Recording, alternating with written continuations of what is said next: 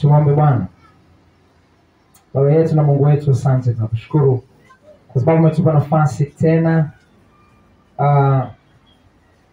asubuhi ya leo kutufundisha neno lako ambalo tutakwenda nalo kwa mawiki kadhaa. Roho Mtakatifu, na kusihi sasa tusaidie basi kuweza kuelewa kile ambacho nataka tuelewe. Karibu utufundishe neno kwa neno, mstari kwa mstari. Asante kwa sababu uko tayari kutufunulia yote yaliyositirika kwa utukufu wako Mungu, katika jina la Yesu. Amen. Somo letu la siku ya leo lina kichwa majina kibiblia ya watu wanaokwenda mbinguni. Majina kibiblia ya watu wanaokwenda mbinguni. Majina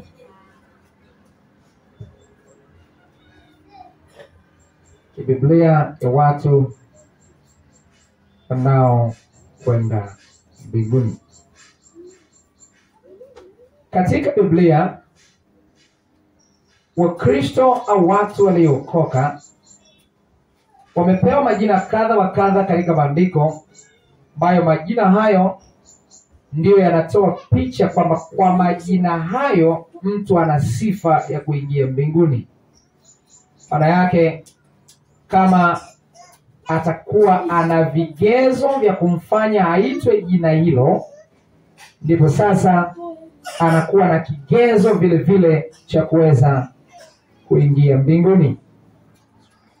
Katika maandiko yako majina zaidi ya 10 ya ambayo wanaitwa watu waliokoka, na siku ya leo tutaliangalia moja na tutatembea nalo katika somo letu lote. Na Mungu anapozidi kutupa neema, karibu kila wiki tutaenda na jina jingine. Yako majina zaidi ya 10 ambayo wanaitwa watu waliookoka. Moja ya majina ambayo watu waliokoka wanaitwa wana wa Mungu au watoto wa Mungu. Jina hili maarufu ambalo katikati yetu tayari tunalifahamu. Moja ya jina lao wanaitwa wana wa Mungu au watoto wa Mungu. Moja ya jina wanaitwa wana wa Mungu au watoto wa Mungu. Yohana sura ya kwanza sasa mstari wa 12. Yohana sura ya kwanza mstari wa 12. Wale wote waliompokea Yesu, maana yake wale wote waliompokea aliwapa uwezo wa kufanyika watoto wa Mungu, wale waliaminio jina lake. Mstari wa 13 unasema, waliozaliwa si kwa damu wala si kwa mapenzi ya mwili wala si kwa mapenzi ya mtu, bali kwa Mungu. Maana yake wamezaliwa kwa mapenzi ya Mungu, wamezaliwa na Mungu mwenyewe, na wakiwa wanazaliwa na Mungu mwenyewe, maana yake wanaitwa watoto wa Mungu. Waraka wa kwanza Yohana sura ya 3. Waraka wa kwanza wa Yohana sura ya 3. Sasa mstari wa kwanza. Waraka wa kwanza wa Yohana sura ya 3 mstari wa kwanza. Waraka wa kwanza wa Yohana sura ya 3 mstari wa kwanza. Ninasoma sasa. Tazameni ni pendo la namna gani alilotupa Baba, kwamba tuitwe wana wa Mungu, na ndivyo tulivyo. Kwa sababu hii ulimwengu haututambui kwa kuwa haukumtambua yeye. Ni pendo la namna gani alilotupa Baba, kwamba tuitwe wana wa Mungu. Kwa hiyo tunapokuwa tumetubu dhambi kwa kumaisha kuziacha na kuokoka, tunaitwa wana wa Mungu au watoto wa Mungu. Sasa katika somo letu hatuna budi kujikagua sasa na kujiangalia. Tunapoendelea kuangalia vigezo vya mtoto wa Mungu. Mtoto wa Mungu ni nani? Ana sifa gani? na ni lazima vigezo hivi vyote vitimie vyote kwako. Na unapoona mahali kokote vimepungua vigezo hivyo, maana yake rudi msalabani, rudi kwa Mungu, kumbie Bwana, nimepungua mahali hapa, naomba unisaidie, nataka nitimize vigezo vyote ili niwe na sifa ya kuingia mbinguni. Kumbuka Mungu kule mbinguni, kama alivyo baba huketi na familia yake, Mungu naye huketi na familia yake kule mbinguni. Na yeyote mwenye dhambi, yeyote ambaye sio mtoto wake, hataweza kukaa naye. Kumbuka katika maandiko kuna makundi mawili tu, kuna watoto wa Mungu na kuna watoto wa Ibilisi. Kila mmoja atakaa na watoto wake. Mungu atakaa na watoto wake milele na milele, na Mungu atakaa na shetani atakaa na watoto wake milele na milele. Waraka wa kwanza wa Yohana sura ya 3, angalia kwa makini mstari wa 9. Waraka wa kwanza wa Yohana 3:9 mpaka mstari wa 10. Waraka wa kwanza wa Yohana sura ya 3 mstari wa 9 mpaka mstari wa 10. Hapo tunang'amua makundi mawili, kundi la watoto wa Ibilisi na kundi la watoto wa Mungu. Watoto wa Ibilisi watakaa na baba yao milele, na watoto wa Mungu watakaa na baba yao milele. Waraka wa kwanza wa Yohana sura ya 3 mstari wa 9 mpaka 10. Kila mtu aliyezaliwa na Mungu atendi dhambi. Maana yake haishi katika dhambi. Hawezi kung'amua kwamba hii ni dhambi alafu akaitenda kwa makusudi alafu aishi hiyo dhambi. Nikisema kuishi, bila shaka tunaelewana. Maana yake mwenye dhambi, watu wa mataifa, kuishi katika dhambi ni mtindo wa maisha yao. Yaani leo anasema uongo, kesho atasema, kesho ni mtindo wa maisha yake. Mtu aliyeokoka, mtoto wa Mungu, sio mtindo wa maisha yake. Akijikwaa anajisikia vibaya, anajisikia uchungu. Kila mtu aliyezaliwa na Mungu atende dhambi, kwa sababu uzao wake wakaa ndani yake, wala hawezi kukaa wala hawezi kutenda dhambi, kwa sababu amezaliwa kutokana na Mungu. Mstari wa 10, angalia kwa makini. Katika hili watoto wa Mungu ni dhahiri. Maana yake watoto wa Mungu wako wazi, wanafahamika. Katika hili watoto wa Mungu ni dhahiri, na watoto wa Ibilisi nao, maana yake na watoto wa Ibilisi nao wako dhahiri. Mtu yoyote asiyetenda haki hatokani na Mungu, wala yeye asimpenda ndugu yake. Mistari hiyo inang'amua kwamba tuko makundi mawili. Mungu ana watoto wake atakaoishi nao milele na milele nyumbani kwake, ambapo ni wapi? Mbinguni. Shetani atakaa na watoto wake kwenye makazi yake ya milele, ambapo kimsingi ni nyumbani kwake wapi? Motoni milele na milele. Swali la kujiuliza, sisi ni watoto wa Mungu? Tung'amue sasa vigezo. Tuangalie sifa za watoto wa Mungu. Siku ya leo tutaangalia sifa takribani 11 za watoto wa Mungu. Mungu akitupa neema tunaweza tukaangalia zaidi, lakini kwa siku ya leo tutaangalia sifa 11, na kwa hizo tujipime sasa ili tujiangalie kama kweli sisi ni watoto wa Mungu au la. Sifa ya kwanza ya mtoto wa Mungu. Mtoto wa Mungu hatendi dhambi kwa makusudi. Mtoto wa Mungu hatendi dhambi kwa makusudi. Mtoto wa Mungu hatendi dhambi kwa makusudi.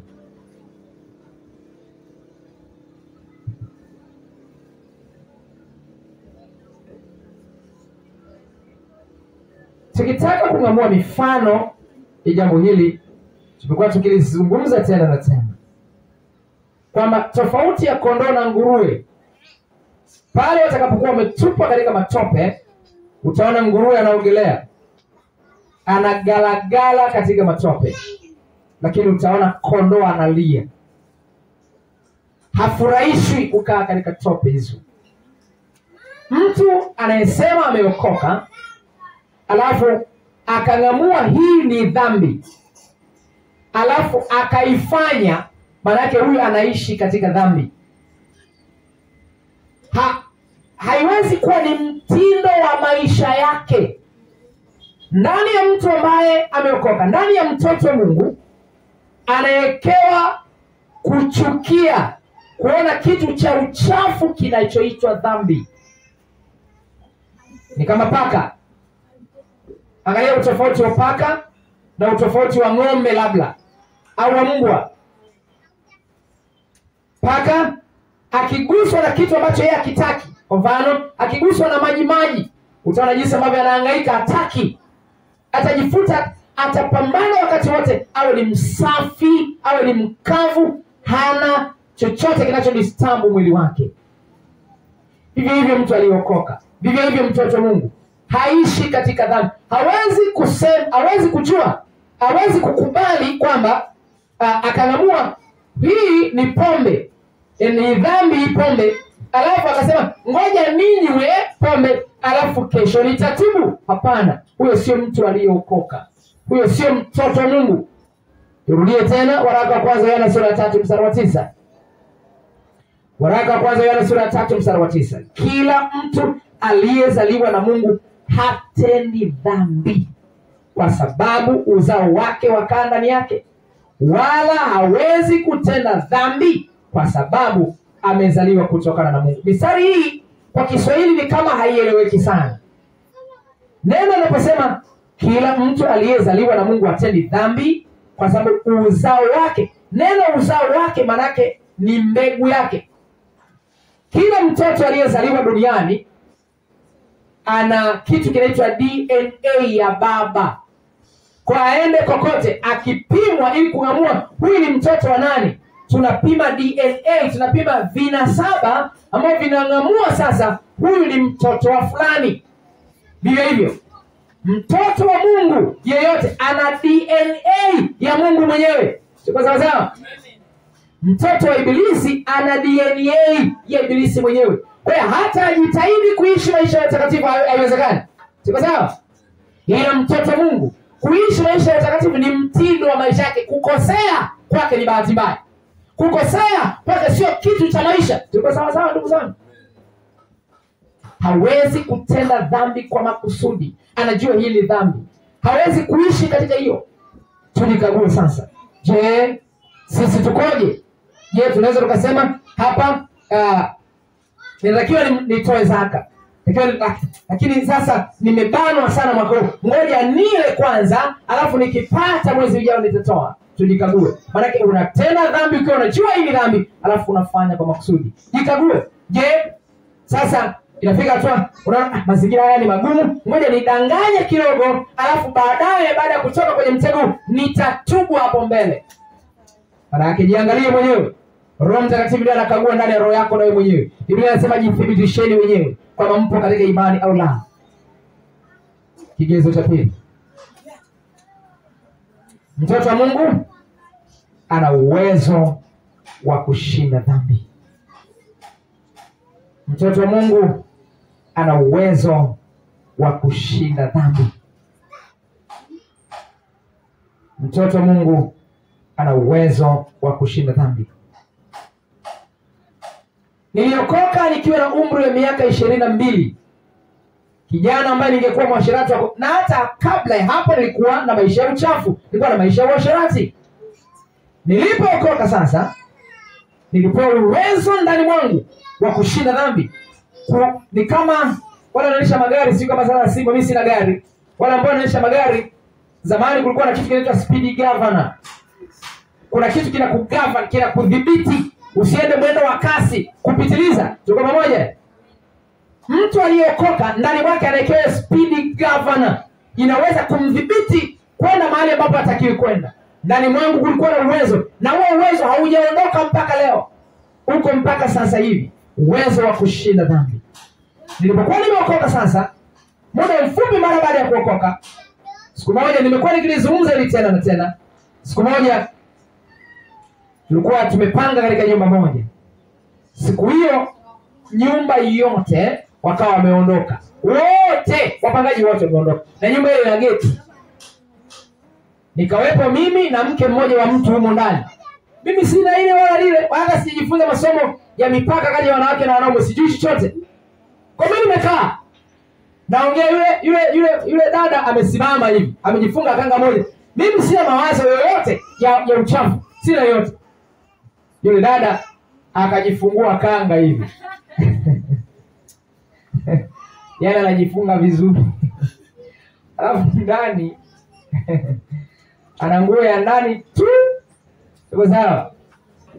Mwingine anasema hapo mimi Mungu atanisamehe. Hakuna cha Mungu atakusamehe. Na wala sikuingia katika dhambi yoyote. Tuko pamoja. Na hiyo sio mara moja. Kumbuka mimi nimeanza uchungaji sikuwa na mke. Tuko sawa? Nikiwa nimeanza uchungaji sina mke yote. Endelea na kazi ya Mungu. Sasa nikiwa katika process za maombi hatimaye nikaongoza kuweza kupata mke. Sasa kabla hatujua katika process imeshaenda kwa mchungaji wake ili kuweza kufanya process ya kuweza kuoa. Sasa kanisa naenda naliambia sasa kanisa miaka hiyo 2014 naliambia kanisa. Sasa jamani, wangapi mnapenda mchungaji aoe? Watu wakanyesha mikono wakapiga vigelegele. Kumbe kuna watu hapo katikati wanakaolewe na mchungaji. Kazi sana. Basi nikasema basi kwa kuwa nimefanya hivyo, nimezungumza hivyo, basi ashukuriwe Mungu. Mke Mungu ameshamuonesha mchungaji mke wa kumwoa. Sasa wakati wote mtapewa mwaliko kuweza kwenda kushuhudia hiyo ndoa. Siku ya pili tu nikaanza kusikia maneno, huyo mke wa mchungaji sio sahihi. Yaani ukishasikia sio sahihi, maana yake sahihi ni yeye. Ndio tafsiri yake. Yaani yeye ndio sahihi. Sio sahihi wewe, Mungu kakuonyesha wewe mkeo. Mpaka wewe sahihi au sio sahihi? Kwa hiyo nilipewa uwezo wa kushinda dhambi ndani mwangu. Na nilikaa miaka zaidi ya 8 bila kujichanganya mahali kokote. Ndivyo Biblia inavyosema. Na unasikia mtu anasema mtu akiokoka anapunguza dhambi kidogo kidogo. Huyo mhubiri ni mhubiri wa shetani. Mtu akiokoka hapunguzi dhambi kidogo kidogo kama dini nyingine zinavyozungumza. Ziko dini zinazungumza huko kwamba eti siku ya mwisho siku ya mwisho wanazungumza mpaka leo kwamba inabidi tu usali, utie bidii katika kusali ili wewe nitie bidii kusali nipunguze dhambi. Mungu hana program ya kupunguza dhambi duniani. Mungu ana program ya kuiondoa dhambi. Tuko pamoja? Kazi ya Mungu sio kupunguza. Kazi ya Mungu ni kuifuta dhambi isiwepo kwa mtu.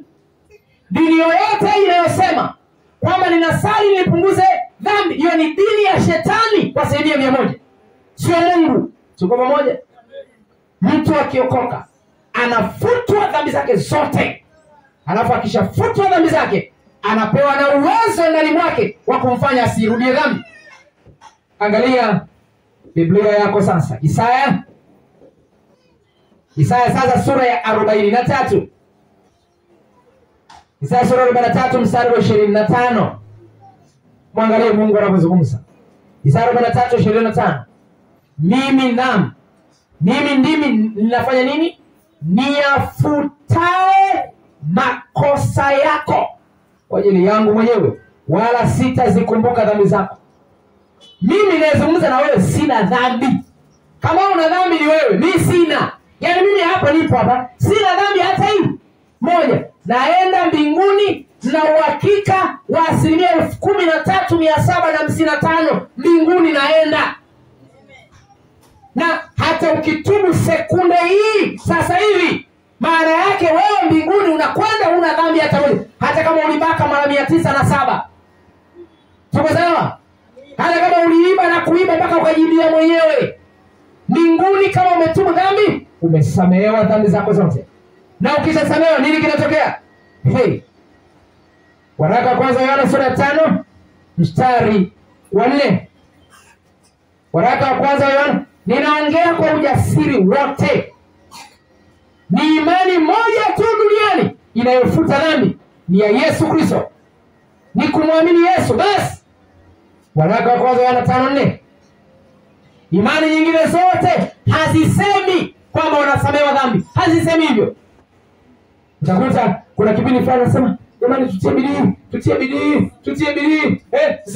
Sina wewe tena wakimaliza dini fulani zikimaliza kipindi fulani wanasema wala hatuna uhakika katika sisi nani ibada yake imepokelewa. Upuzi wa kawaida.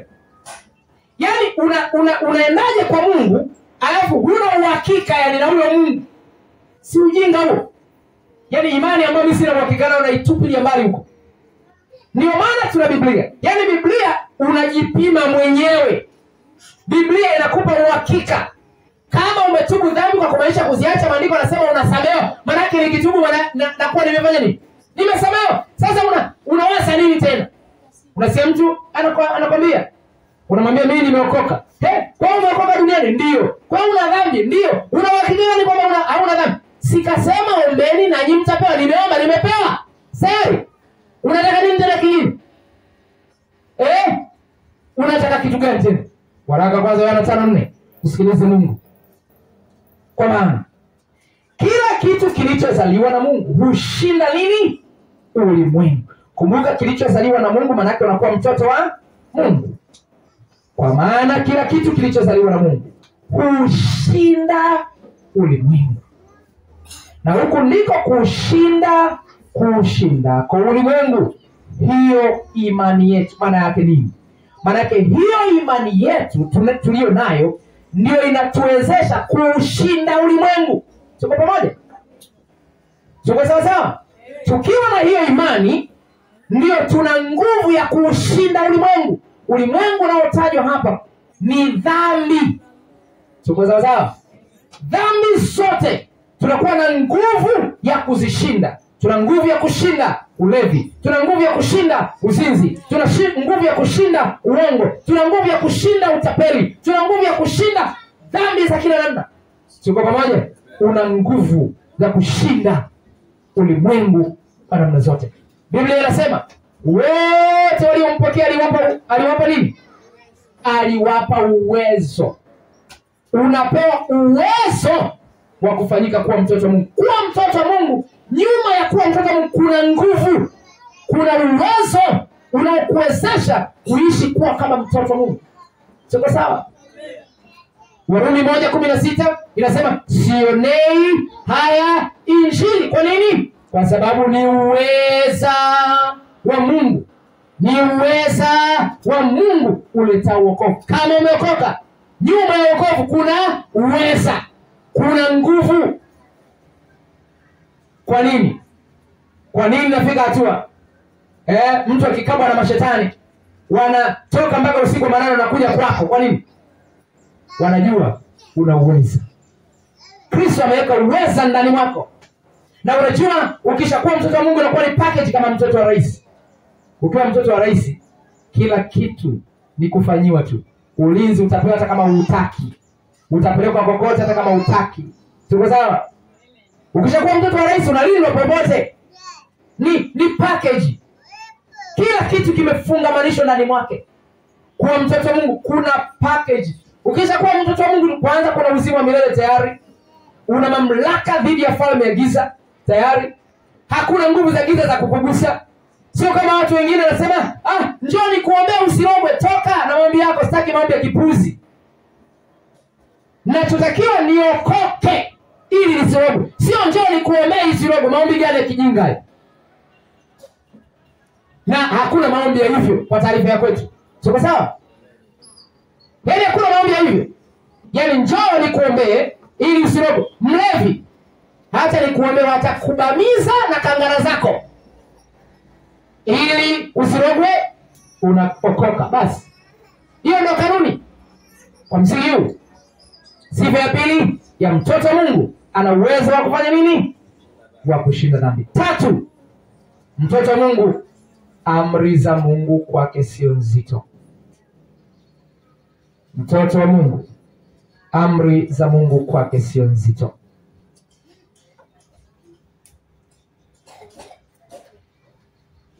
Waraka tena wa kwanza Yohana 5:3-4. Mtoto wa Mungu, amri za Mungu kwake sio nzito. Waraka wa kwanza Yohana sura ya 5:3-4. Kwa maana huko ndiko kumpenda Mungu, kwamba tuzishike amri zake, wala amri zake si nzito. Kwa maana kila kitu kilichozaliwa na Mungu hushinda ulimwengu, na huko ndiko kushinda kwa ulimwengu, hiyo imani yetu. Ndugu zangu, mwalimu aliyetangulia kutufundisha amezungumza habari ya maombi. Ili jambo hili liwe rahisi kwako, amri za Mungu kwako zisiwe nzito, uzione tamu. Kama kweli umeokoka, anza kujishughulisha na maombi. Bila kuwa mtu wa maombi, amri za Mungu kwako zitakuwa nzito mno. Tuko pamoja? Wenzetu waliotutangulia walipenda sana kuzisikiliza amri za Mungu. Mtu kama Ayubu mpaka anasema, amri zako, neno lako nimelifanya kuwa kama riziki. Anapenda neno la Mungu kama chakula. Ayubu sura 23 mstari wa 12. Ayubu 23:12. Ayubu 23 mstari wa 12. Ayubu sasa sura 23 mstari wa 12. Sikurudi nyuma kuiacha amri ya midomo yake. Nimeyatunza maneno ya kinywa chake zaidi ya riziki yangu. Umesikia? Zaidi ya riziki, zaidi ya chakula. Ametunza. Huyu mtoto Mungu. Na ni jambo la thamani. Ukiliona neno la Mungu, unalifurahia, unalipenda, unalionea kiu, kama alivyosema Daudi, kwamba kama alivyo ayala anavyoionea shauku mito ya maji. Unalitamani, unaona neno la Mungu ni tamu. Lakini hilo halitakuwa sawasawa kwako kama wewe sio mtoto wa Mungu, muombaji. Tuko pamoja?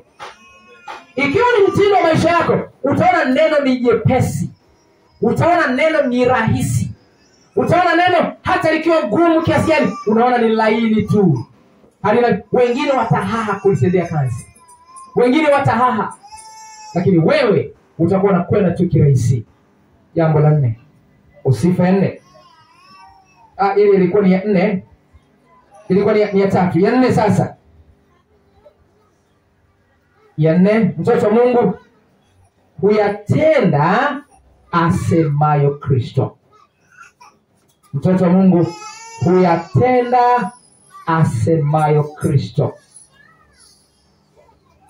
Mtoto wa Mungu huyatenda asemayo Kristo.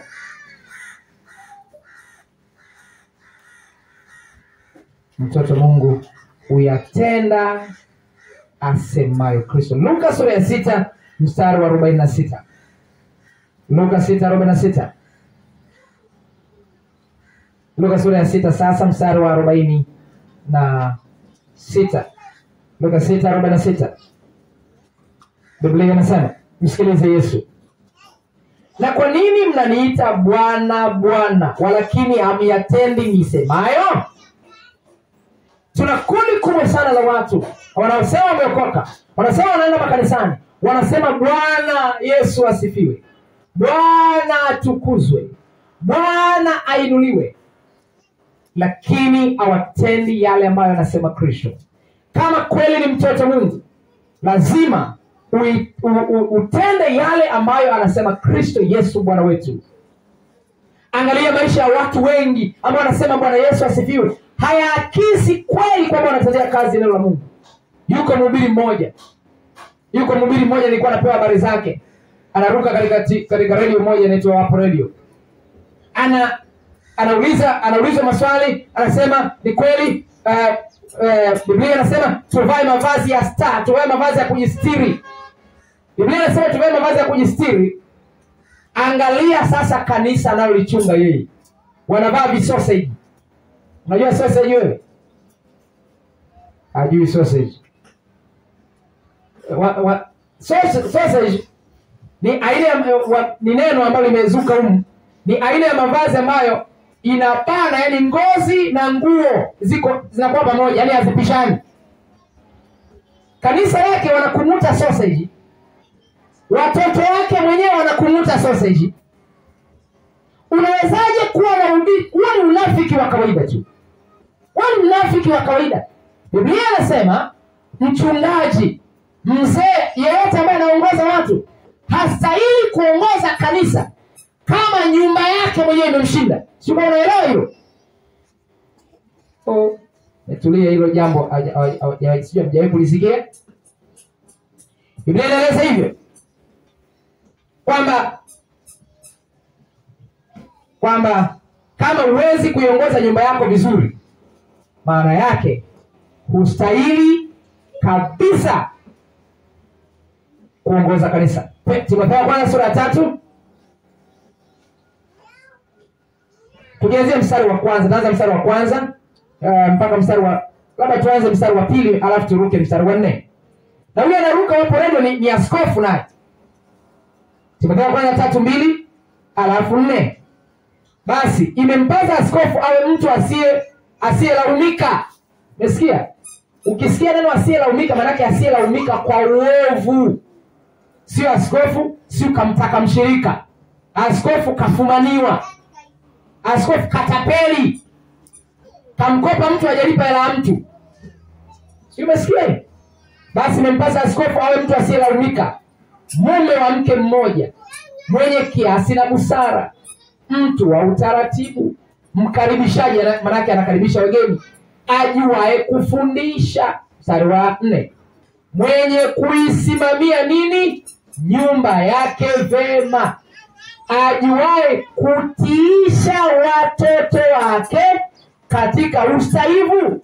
Yaani mtu asiyejua kuisimamia nyumba yake mwenyewe atalitunzaje kanisa la Mungu?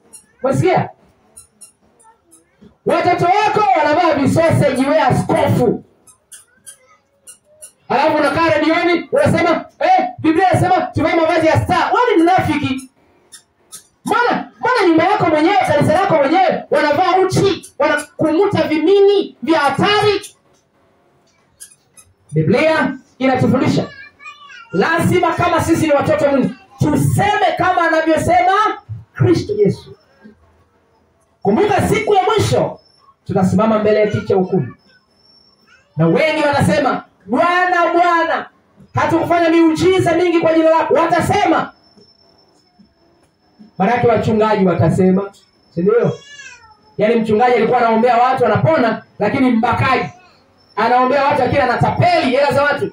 Siku ile atasimama naye anasema, Bwana, tulitoa pepo kwa jina lako. Kutoa pepo sio kipimo cha kwenda mbinguni. Tunaenda mbinguni kwa utakatifu. Na mtakatifu hasa ndiye mtoto wa Mungu. Ukijichanganya na dhambi unatoka katika sifa ya kuitwa mtoto wa Mungu. Tuko sawa sawa?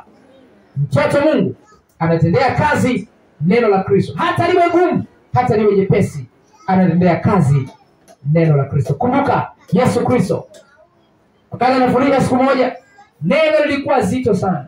Neno lilikuwa gumu kweli kweli. Wanafunzi waliposikia neno hilo, wengi walimwacha Yesu. Wengi walikimbia, lakini wakabaki wachache. Inaonekana ni kama 12 tu. Ni kama 12. Yesu kwa uchungu akiona watu wamemwacha, akawaambia, na nini mnataka kuniacha? Yohana sura ya 6 mstari wa 60. Alafu mstari wa 66 tumsikie sasa Petro alijibu nini. Yohana sura ya 6 mstari wa 60, alafu mstari wa 66 mpaka mstari wa 68. Yohana 6:60 alafu 66 mpaka 68. Biblia inasema, basi watu wengi miongoni mwa wanafunzi wake waliposikia walisema, neno hili ni gumu. Ni nani awezaye kulisikia? Yaani nani awezaye kulitenda? Mstari wa 66. Kwa ajili ya hayo wengi miongoni mwa wanafunzi wake wakafanya nini? Wakarejea nyuma, wasiandamane naye tena. Basi Yesu akawaambia wale thenashara, je, ninyi nanyi mwataka kuondoka? Basi Simoni Petro akamjibu, Bwana, kwa mshangao. Kuna alama ya mshangao. Bwana, twende kwa nani? Wewe unayo maneno ya uzima wa milele. Kama tunasema kweli ni watoto wa Mungu, tutendee kazi maneno ya Kristo kama yalivyo. Tusitafute udhuru. Tusitafute mahali pa kujifichia. Amen. Biblia inatutaka tuombe. Neno la Kristo linasema, ombeni msiingie majaribuni. Tusitafute udhuru. Tuombe kwamba ni usiku wa manane, kwamba tuombe ni kanisani, kwamba tuombe alfajiri. Tuombe, tusitafute visingizio. Ondoa visingizio vyote. Kutengeneza visingizio kuna kuletea madhara wewe mwenyewe. Safari hii hauwezi kufanikiwa bila kushikamanishwa na Yesu. Tunashikamanishwa na Yesu kwa njia ya maombi. Tuko pamoja? Tukishikamanishwa katika maombi, tukiwa tunaomba, maana tutatengeneza uhusiano na yeye. Utaona haya yote tunajifunza, vigezo vyote vinakuwa laini kwako. Kigezo cha 6. Kigezo cha 5. Mtoto wa Mungu huyasikia maneno ya Mungu. Mtoto wa Mungu huyasikia maneno ya Mungu. Mtoto wa Mungu huyasikia maneno ya Mungu. Mtoto wa Mungu huyasikia maneno ya Mungu. Yohana sura ya 8 mstari wa 47. Msikilize Yesu anachozungumza hapa. Yohana sura ya 8 mstari wa 47. Mtoto wa Mungu huyasikia maneno ya Mungu. Yohana sura ya 8 mstari wa 47. Biblia inasema, yeye aliye wa nani? Yeye aliye wa Mungu huyasikia maneno ya Mungu.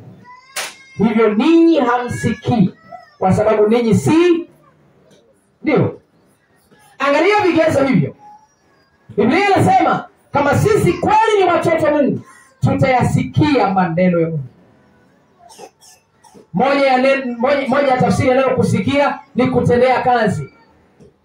Mtu anapoagiza kufanya jambo fulani, kwamba lete, unapomwambia mtoto unamwambia mtoto niletee chumvi, ishara ya kuonesha kwamba amesikia sauti yako, ataleta chumvi. Maana yake atatendea kazi sauti ile ya kwako aliyoisikia. Kwa hiyo anaposema ninyi, anaposema yeye aliye wa Mungu huyasikia maneno ya Mungu, maana yake yeye aliye mtoto wa Mungu huyatendea kazi maneno ya Mungu. Tuko pamoja? Mtu anaitwa mtoto wa Mungu hatafuti udhuru, hatafuti namna yoyote ya kulipindisha neno ili kujipa nafuu kama Mafarisayo. Mafarisayo nyakati za zamani za maandiko walikuwa wanatengeneza mazingira ya kulipindisha neno liwasaidie, lakini mahali linapowaumiza wanalikwepa. Mathayo sura 23. Mathayo sura 23 mstari wa 1, halafu mstari wa 23 mpaka 24. Mathayo sura 23 mstari wa 1 labda mpaka mstari